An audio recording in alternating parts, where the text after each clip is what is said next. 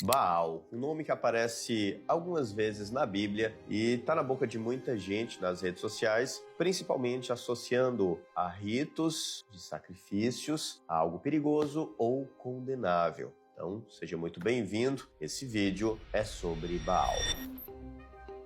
O que de fato essa divindade, consciência, arquétipo representa? Nas culturas do Antigo Oriente, Baal não era necessariamente um ser maligno, ele era um deus. Seu nome significa simplesmente Senhor, Mestre. Ele estava ligado à chuva, fertilidade, à colheita. Para esses povos que dependiam da imprevisibilidade da natureza, essa divindade era realmente importante. Afinal, estava ligada à sua sobrevivência. E aqui surge o nosso primeiro ponto importante. A relação com Baal era construída numa lógica bem simples e pragmática: oferecer para receber. Rituais eram realizados para atrair chuvas, garantir prosperidade e, claro, evitar destruição. Era uma tentativa de influenciar o invisível, de negociar com aquilo que não pode ser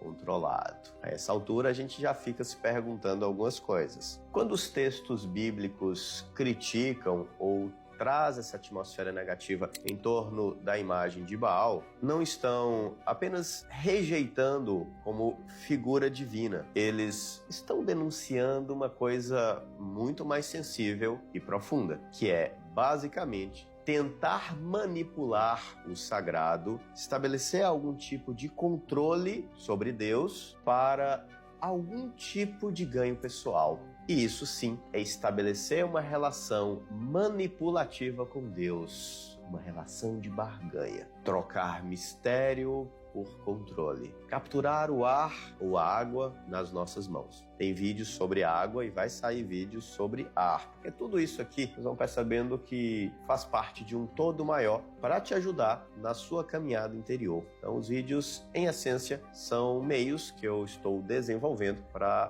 pavimentar a nossa caminhada. Mas, voltando aqui em Baal, essa lógica não ficou só no passado, ela não está só para poder estabelecer uma relação intimista o suficiente com Deus, para poder controlar os fenômenos da natureza. Ela apenas mudou a estrutura, mudou o conteúdo ou a forma. A lógica da barganha continua muito viva nos dias atuais, mas talvez agora ela é mais sutil. Hoje, ela não aparece só em figuras famosas, suspeitas de rituais, com sacrifícios, mas trazendo para o nosso próprio dia a dia, para você que está me assistindo, para mim mesmo que estou aqui falando com você, ela aparece mais ou menos assim: se eu performar mais, serei digno. Se eu tiver sucesso, estarei seguro. Se eu entregar tudo, a vida ou Deus vai me recompensar. Então essa lógica da barganha, de eu ser bom o suficiente,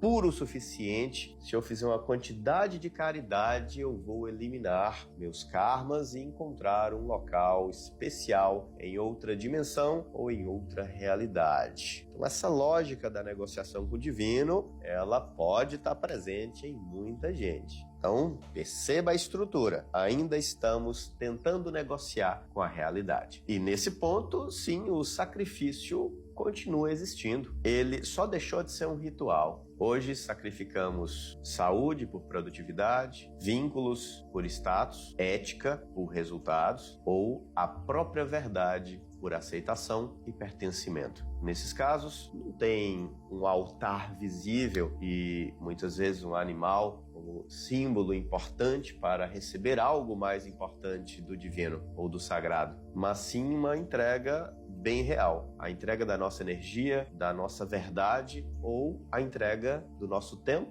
ou da nossa vida. Nesse sentido, Baal deixa de ser um símbolo, uma divindade antiga, e sim um padrão psíquico. Aquilo que você coloca no centro da sua vida e que você acredita que vai te salvar, quanto mais você entrega, mas isso passa a te dominar, isso é Baal. O problema é que essa lógica nunca se fecha, porque a vida não é negociável. E quanto mais você tenta estabelecer algum tipo de controle absoluto, mais ansiedade você produz, mais apego ou dependência você cria e mais distante de si você fica, mais distante do si mesmo. E talvez a crítica mais contundente, dentro da lógica que nós desenvolvemos aqui nesse canal, não é o culto a Baal numa atmosfera religiosa ou como essa entidade externa, enfim, que você barganha ali com oferendas, né? É mais no sentido psicológico. Então não é sobre objeto de adoração, mas sobre uma estrutura da relação. Afinal, quando a vida vira troca, você muitas vezes deixa de viver aspectos importantes dessa vida. A surpresa, o inusitado, o amor. Eu, inclusive, sempre digo que o amor requer um risco. O amor requer um salto. E esse salto, ele é no abismo. Não tem chão. Então, se você deseja controlar tudo, se você deseja estar ali sempre barganhando com o invisível, talvez você vai ter dificuldade de acessar determinadas camadas de autoconhecimento, de relação com o sagrado, que é muito, inclusive, bem ilustrado por uma música do Danny Black, Se Eu Quiser Falar com Deus. Música maravilhosa, vou deixar a indicação. Quero fechar esse vídeo não com a ideia de Baal, como essa questão da adoração, e sim sobre aquilo que você precisa acreditar, controlar, para finalmente se sentir em paz. Acho que é válido deixar muito claro que a ideia central do canal e dos vídeos do canal é trazer uma perspectiva psicológica, arquetípica, muito embasada na psicologia analítica do Carl Gustav Jung. Então aqui eu quero te ajudar no seu processo de individuação, te ajudar na pavimentação da sua caminhada interior. Então, para mim, não importa se existe Baal, se isso é real, se não é real. Não é a pegada, sabe? Pessoas fazem coisas absurdas com isso. A ideia é você entender o mecanismo de funcionamento e o que a ideia representa na sua profundidade e, a partir disso, você conseguir pegar de maneira mais pragmática isso e trazer para sua vida, né? Por exemplo, eu já me vi diversas vezes barganhando com Deus. E no ritual de ayahuasca,